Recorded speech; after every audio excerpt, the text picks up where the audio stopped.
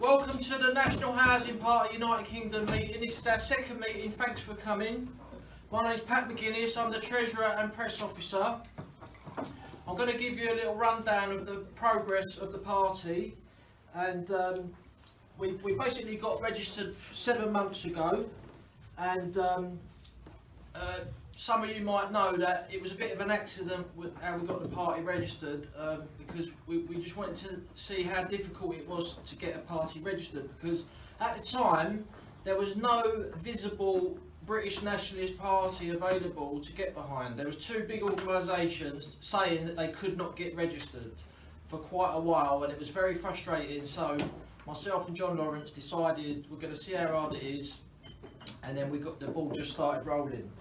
So we've got a website going, and we've got two people helping us run the website. We've got a bank account opened. We got refused 12 times trying to open a bank account, which was very frustrating, very demoralising. We've got a PayPal account with a PayPal link, which is not easy to set up. These people do not want to cooperate with British nationalist organisations. John is now preparing for our 5th election. So we're only 7 months old, and this is the reason we started the party. It's all about local elections. We're not going to change anything unless we win local elections. Just like in the past, when other anti-establishment parties like the BNP won all those seats, that put pressure on the government to promote UKIP, and it backfired on them spectacularly, and we got Brexit. That was all from winning local elections, and this is why we started the party. So John's on his 5th election, and we're doing pretty well. I've stood twice. This is John's 3rd. It's going to be in May. Like John said before, that we didn't get a good result on Thursday, but that's not going to faze us, because this is what we're all about, local elections. And like I said, nothing will change unless we win local elections, because if you're on the internet doing whatever, it's just not going to change anything on the long term. So we're just in the process of creating a recruitment leaflet. And you know, we want people to stand, basically. We need people to join the party. We need people to stand. It's not easy to find people to stand, and that's why we have got a realistic message to get behind. It's the housing crisis. Immigration needs to be stopped, because we've got 1 million people waiting for council flats. That is a very easy argument to win against the public. It's very easy to stand up and say that, because it's true. And anyone who disagrees with that, they should be the ones who are ashamed. So yeah, we've got a new leaflet just about to come out. There's some examples of the leaflet here. I'll just show some to the camera. That's one side of it. That's the other side of it. And it's a pretty good leaflet. We're just getting it checked and that for mistakes and everything. And we're going to get 20,000 of those leaflets printed out, and start delivering them and stuff. 20,000 leaflets cost £600, and this thing, politics, unfortunately, you do need money. What I would say to people is, do not donate to people who are not standing in elections, because it's a waste of money. That money is just going in their skyrocket, and they're spending it on Range Rovers. I've heard they're spending it on escorts and all sorts of stuff, which should be channelled into local elections for a genuine anti-establishment British Nationalist Party. There is another party which is very similar to ours, the British Democrats, all my old colleagues. And if you're going to join, if you don't want to join us, at least join them. If you don't want to join them, join us. So we're doing pretty well. This recruitment leaflet will hopefully get some new members. We have had a new member join, and she's in the room today, SJ.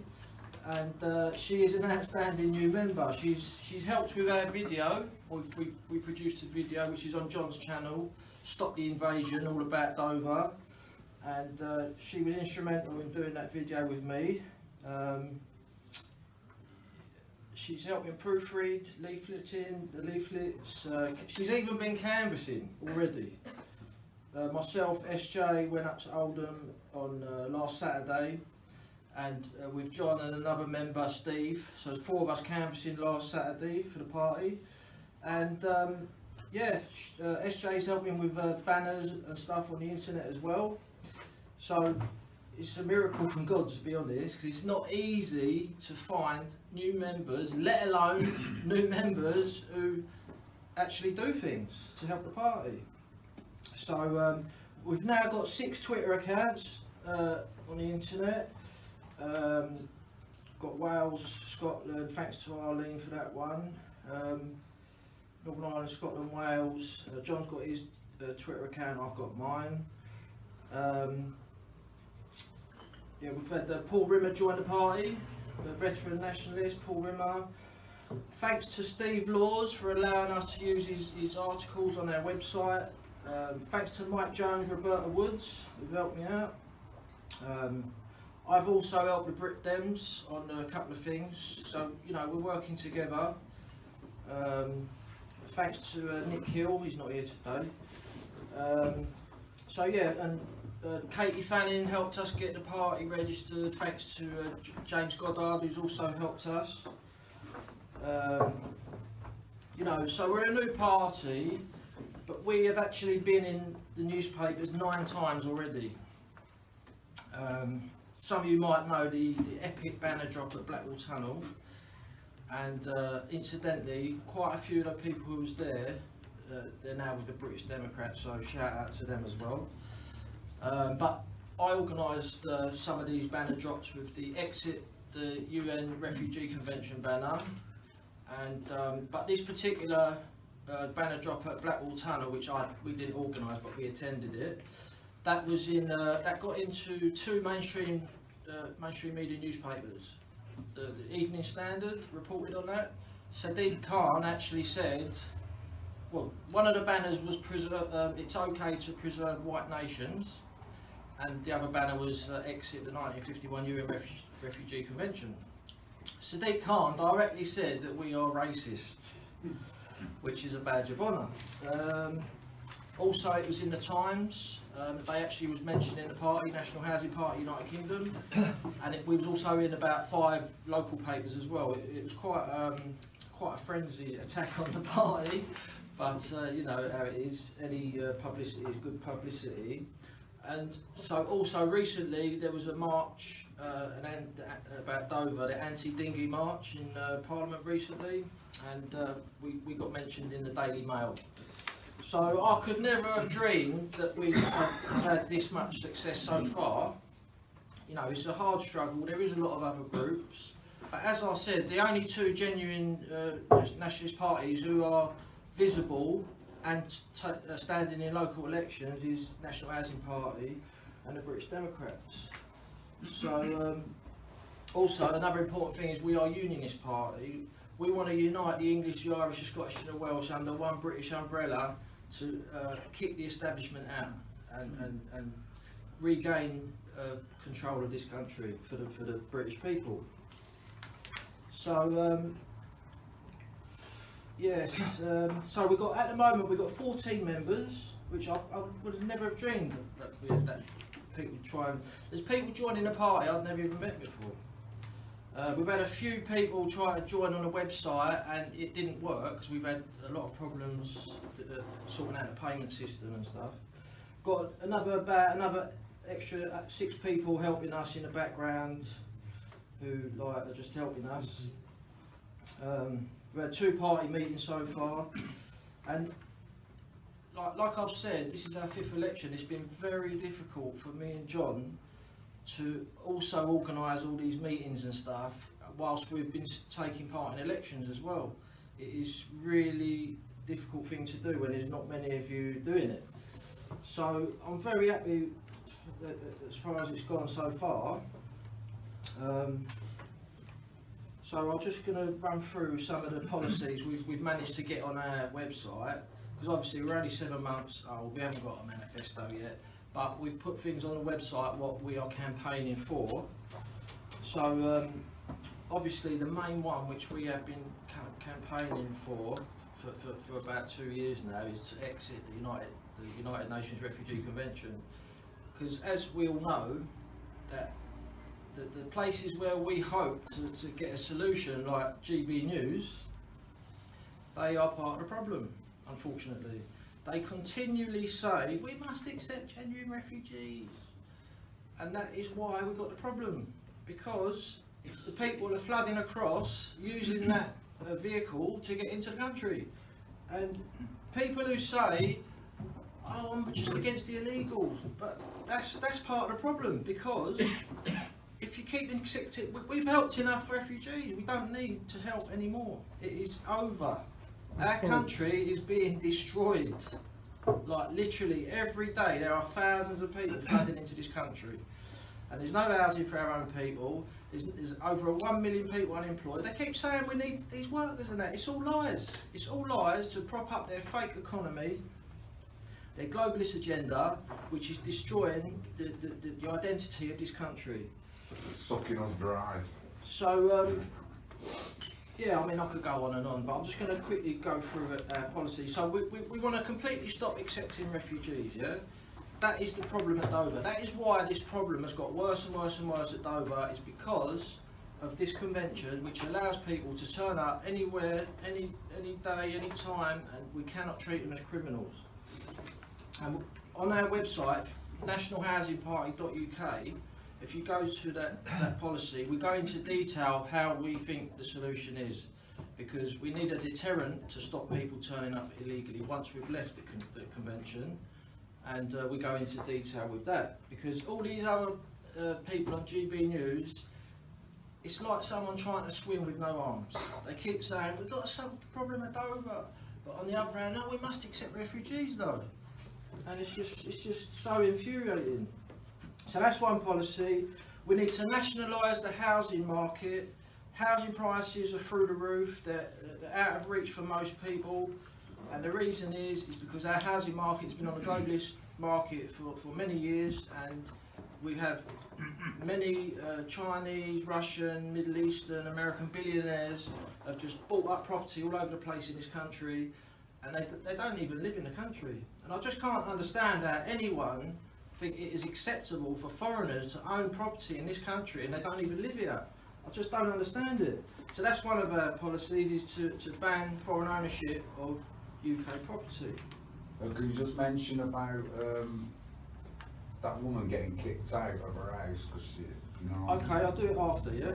So that's two policies. The trans policy on our website is, we feel that it should be illegal to chop body parts off somebody, healthy body parts. This should be completely illegal, and as we all know, at the moment it's not. Religious buildings policy. Obviously we're a Christian party and we want to push Christianity. Our religious buildings policy states that we would ban all new construction of religious buildings. If Christians want a new place to worship, there are thousands of churches around the country what are not used at the moment. They can be used. So any new buildings that need to be built needs to be housing for the 1 million people waiting for council flats. So that is that's the religious buildings policy. So we don't want new mosques, we don't want new temples, we don't want new synagogues. We've got enough of those particular buildings in this country. If people want those buildings built, they need to go to a country where that is the culture and custom of that country and build it there, because this country is a Christian country and our culture, traditions and identity is being quickly eroded. Immigration policy. Our immigration policy is a complete halt to permanent settlement immigration. Giving out UK passports to foreigners will become a thing of the past. The only way somebody would be able to come and live permanently in this country if they marry a UK citizen. that UK citizen must trace half of their ancestry back 100 years in this country. For example, this policy would stop arranged marriages from Pakistan and Bangladesh. And India. Veterans policy. We believe that veterans should be at the top of the queue for social housing. They should be at the top of the queue for NHS appointments and operations. As we all know, many veterans are suffering with mental illness and stuff because of their service, and this is an absolute disgrace. We've got 7.1 million people waiting for NHS appointments, and our veterans should be the most important people of our society. Utilities and rail policy. We believe that the utilities, gas, water, electricity and rail are two bigger industries to have a fair competition to bring the prices down. Therefore they should be nationalised. So the rail system and train companies should be nationalised, and gas, water and electricity should be nationalised. We are a nationalist party. Bicycles and electric scooters policy. We believe that there's been far too much money spent on cycle lanes, like billions and billions of pounds we spent on this, and not one cyclist has had to put 1 penny towards it. This is very unfair on the motorist. So we, one of our policies is to introduce insurance and number plates for bicycles, because there is a big problem with phone snatching and handbag snatching from these scooters. It's on the increase as well. So that's that one. That's our policies at the moment. As I say, we are a young party, so bear with us. Things will increase. If you haven't already, go to the website, put your email in the emailing list, and you'll be notified every time there's a new policy or a new article on the website. We're in the process of starting up a newsletter, and the newsletter is going to be called "Don't Drink the Kool-Aid." I don't know if everyone knows what the Kool-Aid is. Yeah. No. No? The Kool-Aid was it was basically a leader of a cult. He persuaded all these followers of his to drink this thing, and they all they all drank it and died, about 100 of them. Oh yes, Jack Jones. Yeah, that's it. Oh, yeah. And basically, that is what the government are doing now. They're brainwashing people into this climate hoax. In my opinion, they're brainwashing everyone to think that CO2 is killing the planet, and then eventually CO2 is life. And they're going to say China are not doing it. We've got to attack China. Yeah, This is what they're gearing up for, ladies and gentlemen. We've got to be aware of this. So don't drink the Kool-Aid, MSM.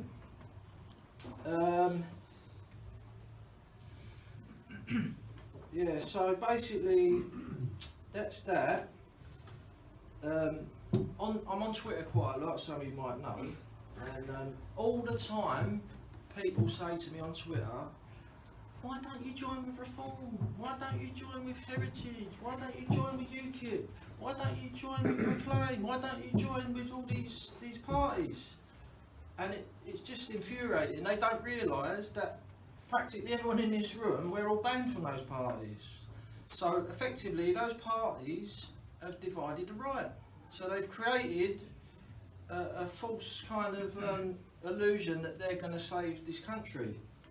And I'm going to tell you now the difference between this party and those parties what I just mentioned, because they're all the same. They got all the same policies. So you got this SDP. They were a spin-off from the UKIP a while ago. So you got SDP, UKIP, Heritage Party, Reform UK, and Reclaim Party. Yeah. Now all those parties, all of them want more immigration into this country. They all want to continue giving passports to people who are not indigenous to this land.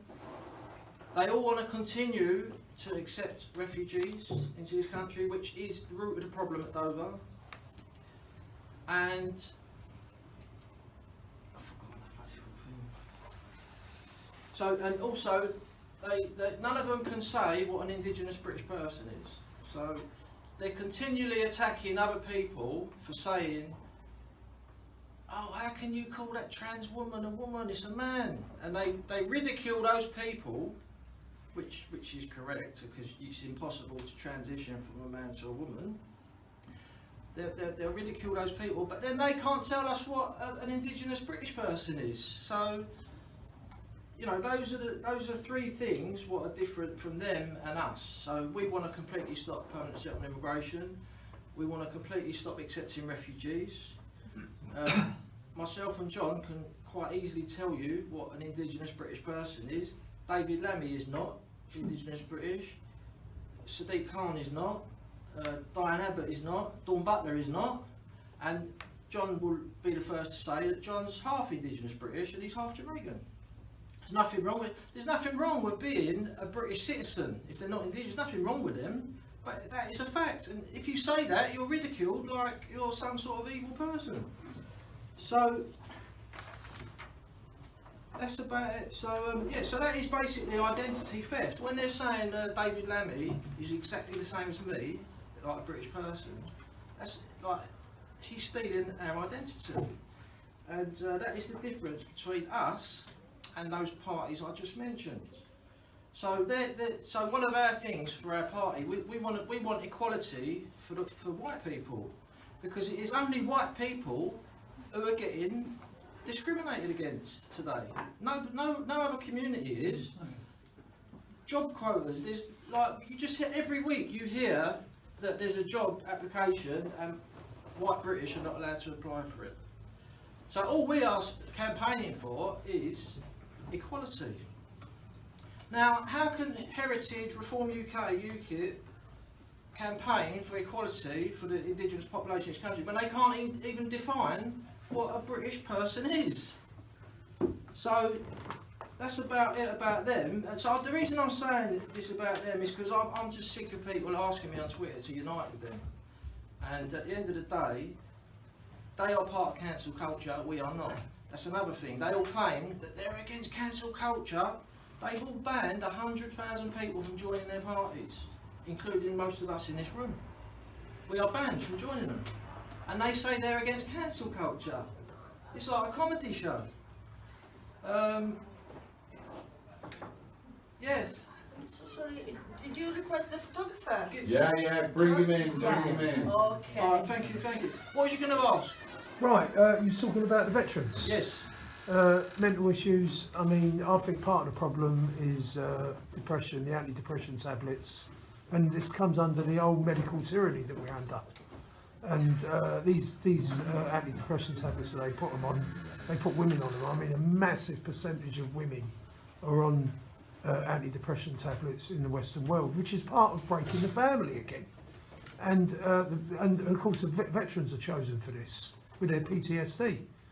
And we have to reform. I mean, there's no mention there in your party of the NHS. There's 7 million people on the waiting list. Yeah.